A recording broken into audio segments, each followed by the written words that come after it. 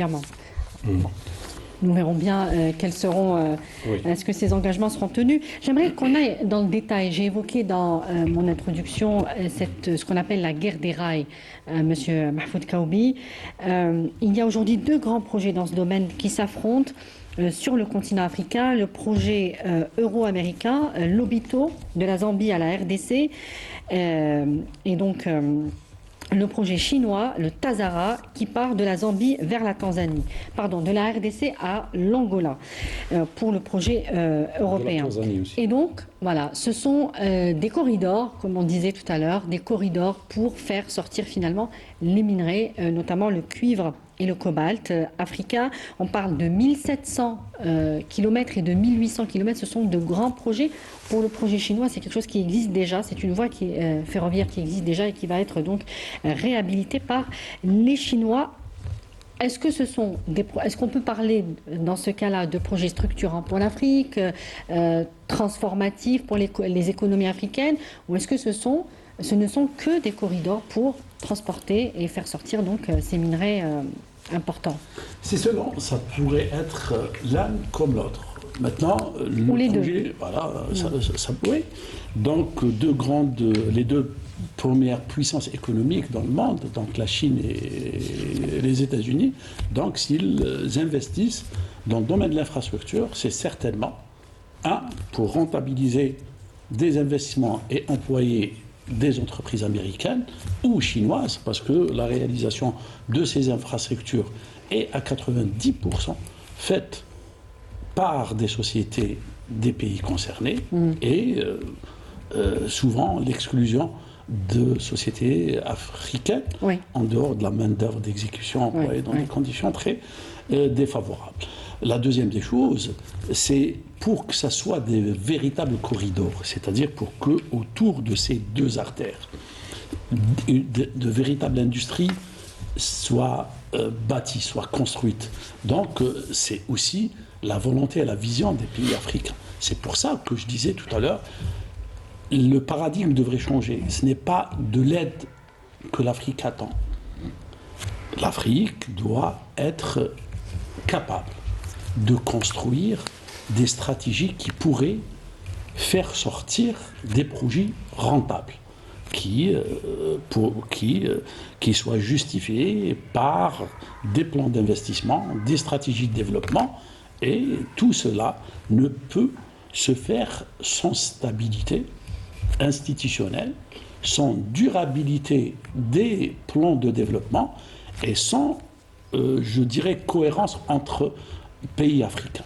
Là, on a une opportunité. Ce qui n'est pas évident. Tout ce que vous dites n'est pas du tout évident sur le terrain. On est assez optimiste. On a une zone, la ZLECAf en l'occurrence, on a des accords multilatéraux. C'est vrai que l'Afrique d'aujourd'hui n'est plus celle d'il y a 20-30 ans. Mais de l'autre côté,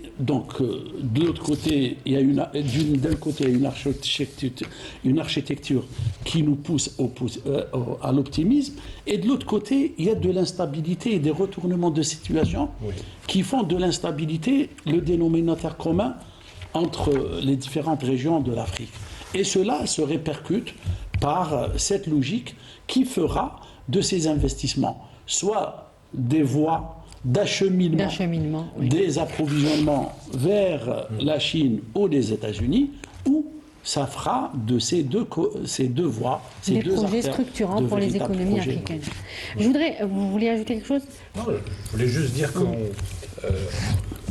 pas à se plaindre qu'il y ait des corridors qui se construisent en Afrique. Je veux dire, fondamentalement, dans l'absolu, c'est bien qu'il y ait des corridors qui puissent relier des villes éloignées, etc. Mais bon, ne soyons pas naïfs, c'est vrai que ces corridors sont faits pour justement l'exploitation rapide des minerais dont on a parlé en début d'émission. Mais ce sont des corridors qu'il est possible d'abord de rentabiliser. Et si l'Afrique s'entend pour que ces minerais ne quittent pas le continent sans avoir été au préalable transformés. Donc c'est aussi... C'est justement tout le défi. L'enjeu, il est là. L'enjeu, il est là. Est-ce là. que des pays, justement l'Europe, qui devait donc sur le papier, à travers ce partenariat, contribuer à l'industrialisation du continent et aussi à la transformation des minerais, pas seulement l'Europe, vous l'avez très bien dit, tous les concurrents finalement en Afrique, venaient avec cette intention. Il n'en est rien encore. Quand Bruxelles dit qu'au moins 90% des exportations africaines pénètrent le marché européen, pour un marché de 450 millions de consommateurs, sans droit de douane et avec des accords préférentiels pour 19 pays, ce que ne dit pas la Commission européenne ou Bruxelles, c'est qu'il s'agit essentiellement des exportations de matières premières. Absolument. Alors que l'inverse n'est pas vrai. Les Européens, et ces matières vont être transformées et revendues à l'Afrique, à des pays extrêmement exorbitants. Il est là le déséquilibre. Absolument, absolument. Il faut faire en sorte que les produits africains puissent accéder plus facilement au marché européen. Donc là, effectivement, c'est un rapport de force qu'il va falloir... Ou empêcher tout simplement d'exporter les matières premières Mais et les juste par minerais rapport en l'état. au corridor dont on parle, ils permettent l'exportation de matières premières. Ils permettent aussi l'exportation de produits africains. Donc, Tant allié, voilà, mais comme le dit Mahfoud Kaoubi, aujourd'hui, le défi est en nous d'abord. Je veux dire, il se pose d'abord aux Africains. C'est aux Africains, justement, de s'imposer avec leurs partenaires. Sami Kazi, pour terminer sur cette thématique. Et pour revenir sur ce point particulier, c'est assez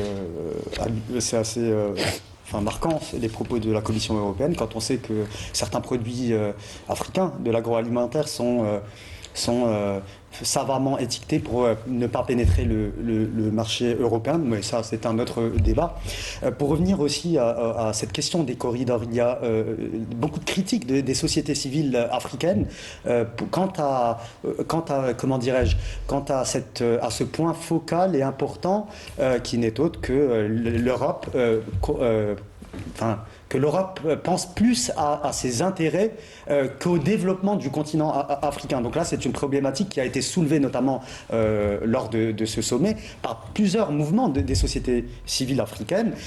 Et on voit bien que finalement, ce qui pousse aussi les Européens à investir dans ce corridor angolais, c'est pour faire de la concurrence à la Chine. Exactement. La Chine qui avance pourtant avec beaucoup de prudence sur ce point-là, car il suffit de revenir sur les chiffres du projet Tazara, donc Tanzania, Zambia, Railway, et voir que la Chine a investi plus de 1,4 milliard de dollars pour consolider finalement ce projet-là et permettre dans les prochaines années d'agrandir le fret à 2,4 millions de tonnes supplémentaires, ce qui n'est pas rien. Et donc là, il y a quand même, toutefois une différence quand même qui est structurelle entre la vision chinoise qui se dirige quand même plus vers un accompagnement, un partenariat beaucoup plus gagnant-gagnant et les Européens qui rechignent à investir, qui rechignent à... Zine n'est pas d'accord avec vous. Hein. Moi, je le constate. Ça serait naïf de croire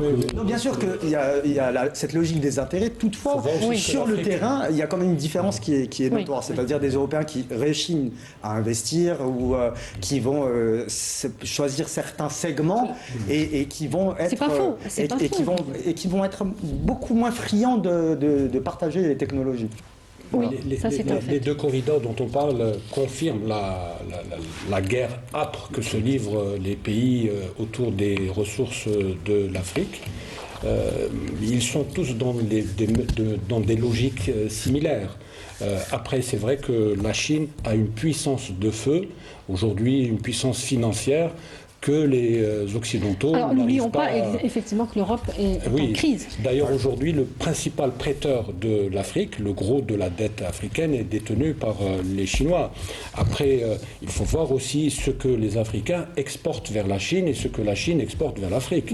On se rend compte qu'on est à peu près dans les mêmes proportions que ce que l'Union européenne vend aux Africains et ce que Mais les à long Africains terme, exportent. est-ce que ce sont comme le dit Sami, des partenariats qui peuvent évoluer différemment, parce que ça fait 25 ans avec l'Union européenne et effectivement on patine un peu sur les mêmes revendications.